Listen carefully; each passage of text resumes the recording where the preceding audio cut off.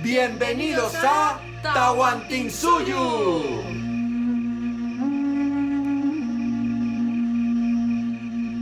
Hola meperos y meperas, hoy os presentamos este nuevo y abrumador juego de David Turczi, gracias a los juegos de Sauron, que vamos a intentar explicaros en 10 minutos. Eso sí, si tenéis la hoja de ayuda a mano, nos podréis echar un cable. ¡Vamos al lío!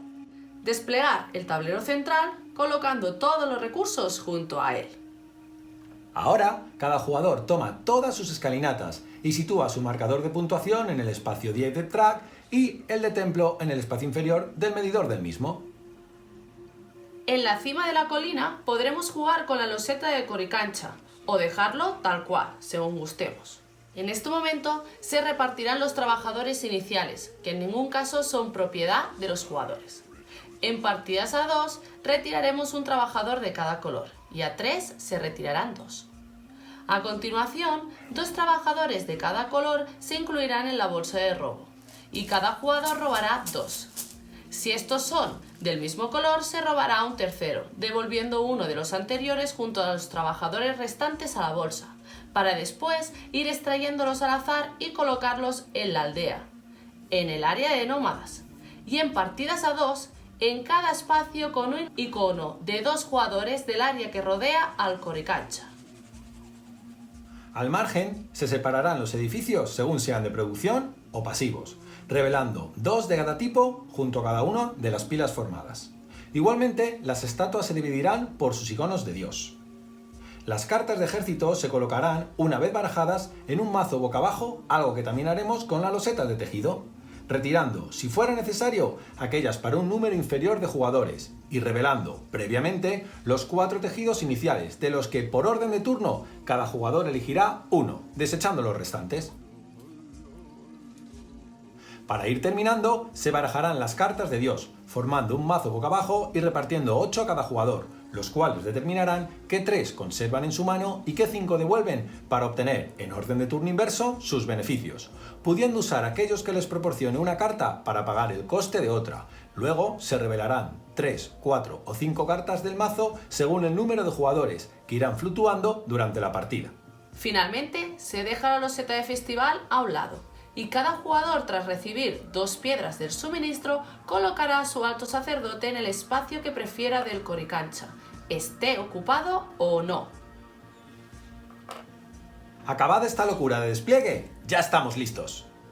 En su turno, cada jugador puede optar por colocar a un trabajador o por realizar 2 acciones secundarias diferentes. Al final del mismo, y como acción extra, también podrá comprar un trabajador de uno de los extremos de la aldea pagando una patata o un trigo. Para colocar a un trabajador ha de jugarse una carta de Dios igual al icono donde se pretende situar, o bien un oro, que funciona como recurso comodín. El número de tareas que éste puede hacer va en función de su habilidad, más una por trabajador adyacente del mismo color. Los trabajadores azules y verdes pueden realizar una tarea adicional si se colocan en espacios de su mismo color. Los rojos atribuyen una carta de ejército a la mano del jugador, pudiendo recuperar después un trabajador adyacente del tablero que sea de otro color. Los amarillos reducen en una comida el coste de su colocación y podrán disponer de una tarea extra siempre que sean los primeros trabajadores jugados en un segmento. Y los blancos otorgarán al jugador en cuestión una carta de Dios del despliegue o del mazo, pudiendo además pagar una patata para obtener una tarea más.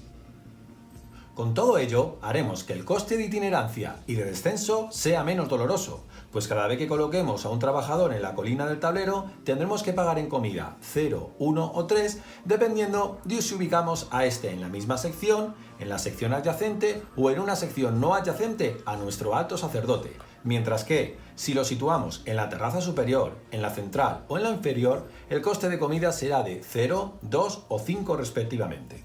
Estas serán las sumas que tendremos que ir haciendo a lo largo de la partida para ver dónde y si podemos colocar o no a nuestros trabajadores, teniendo en cuenta que una escalinata reduce el coste de descenso en 2 y que su propietario, siempre que no sea el mismo que el que colocó el trabajador, obtendrá un punto a cambio. Por su parte, los jugadores irán colocando a sus trabajadores en los diferentes espacios de la colina para realizar tareas que les reporten beneficios. Estas son: recolectar los recursos que se indican,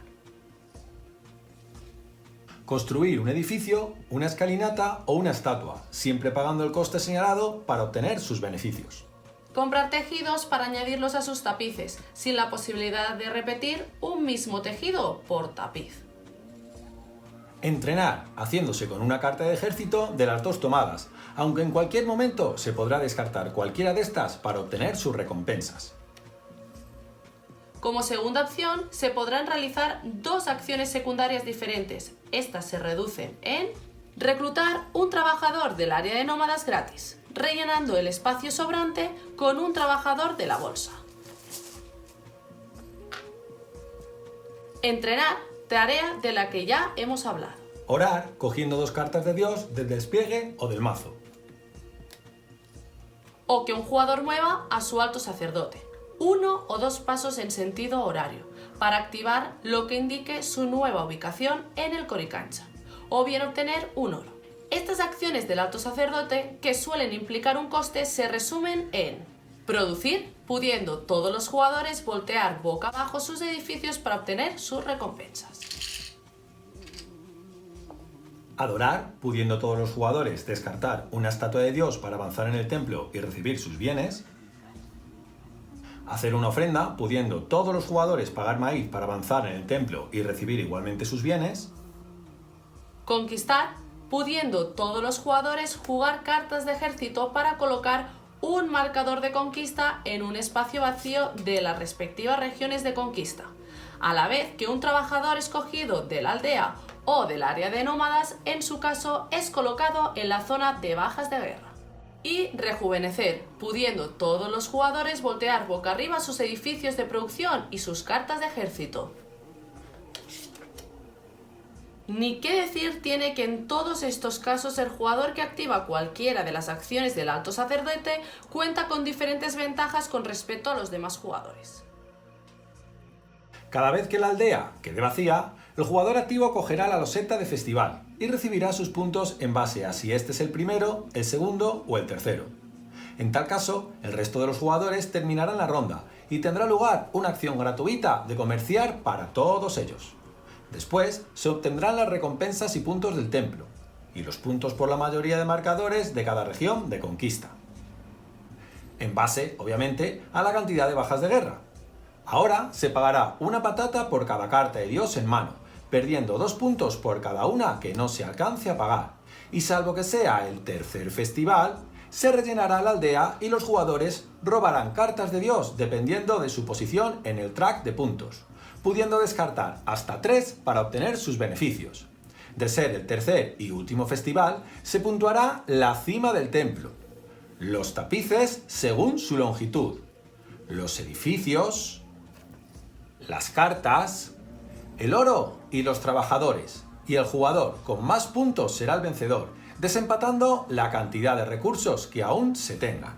Un juego de locos, al más puro estilo de Turchi que, para los que no os quedasteis contentos con Tekhenu, aquí tenéis más tralla, aunque su producción nos parece algo más flojita.